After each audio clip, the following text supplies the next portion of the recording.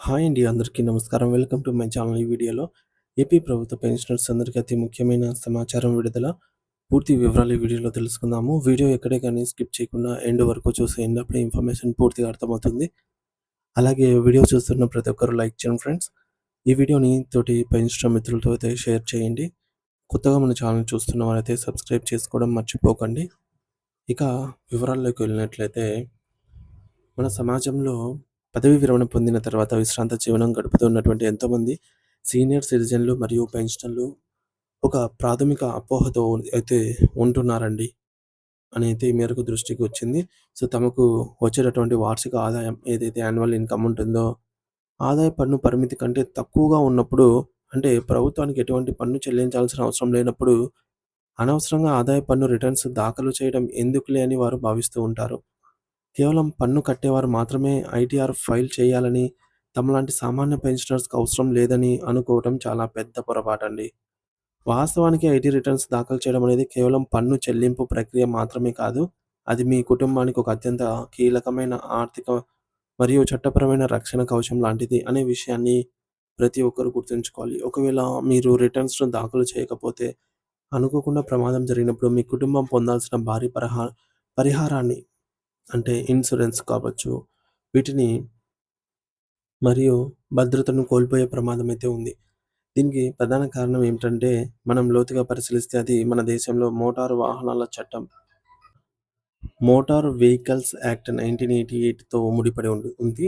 మరి ఈ చట్టంలోని సెక్షన్ 166 మరియు గౌరవ సుప్రీంకోర్టు గతంలో ఇచ్చినటువంటి వివిధ చారిత్రాత్మక తీర్పుల ప్రకారంగా ఒక వ్యక్తి రోడ్డు ప్రమాదంలో మరణించినప్పుడు లేదంటే తీవ్ర గాయపడినప్పుడు గానీ, వారికి రావాల్సిన పరిహారాన్ని లెక్కించడానికి వారి యొక్క ఆదాయం అనేది ప్రధాన ప్రాతిపదికగా మారుతుందనమాట.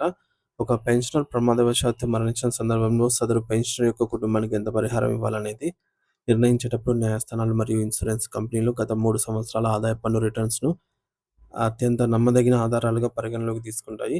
కేవలం బ్యాంకు స్టేట్‌మెంట్‌లు లేదా పెన్షన్ స్లిప్‌ల కంటే ఐటీ రిటర్న్స్‌కు న్యాయపరంగా ఎక్కువ బలం ఉంటుందన్నమాట.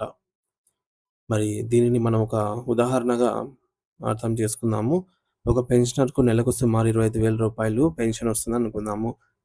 అంటే ఆయన వార్షిక ఆదాయం రూ. 3,00,000 అవుతుంది. ఒకవేళ ఆయన గత 3 సంవత్సరాలుగా క్రమం తప్పకుండా తన ఐటీ రిటర్న్స్‌ను దాఖలు చేస్తూ ఉంటే, ప్రమాదం జరిగినప్పుడు ఆయనకు సగటు 3,00,000గా సగటు వార్షిక ఆదాయం 3,00,000గా కోర్టు గుర్తిస్తుంది.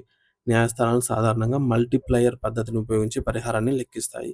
పెన్షనర్ల వయస్సు మరియు ఇతర అంశాలను బట్టి ఈ యొక్క మల్టిప్లయర్ అనేది 10 లేదా అంతకంటే ఎక్కువగా ఉండవచ్చు.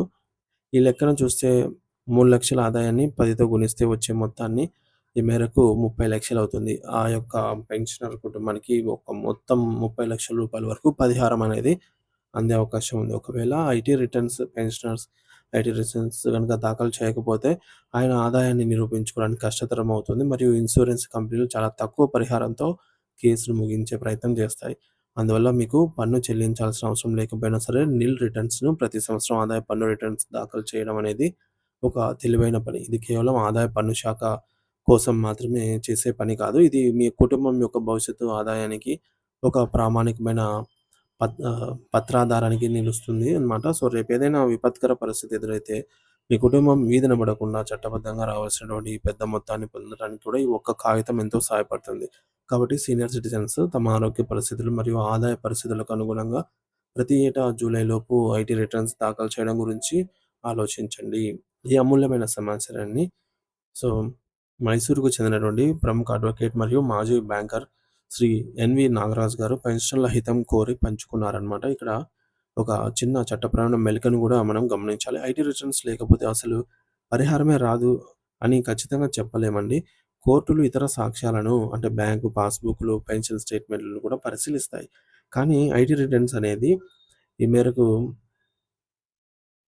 అన్‌డిస్ప్యూటెడ్ ఎవిడెన్స్ అవుతుందనమాట. అంటే దాన్ని మించింది ఇంకేం లేదు కాబట్టి, అది ఎవరు కాదనలేని సాక్ష్యంగా నిలుస్తుంది ఐటీఆర్ అనేది. సో, కాబట్టి కేసు త్వరగా తేలాలంటే మరియు గట్టి పరిహారం పొందాలంటే ఇదొక తిరుగులేని ఆయుధం లాంటిది. కబ్ అలాగే మనకు లోన్‌కెళ్తే బ్యాంకులలో గూడా ఐటీఆరే అడుగుతారు.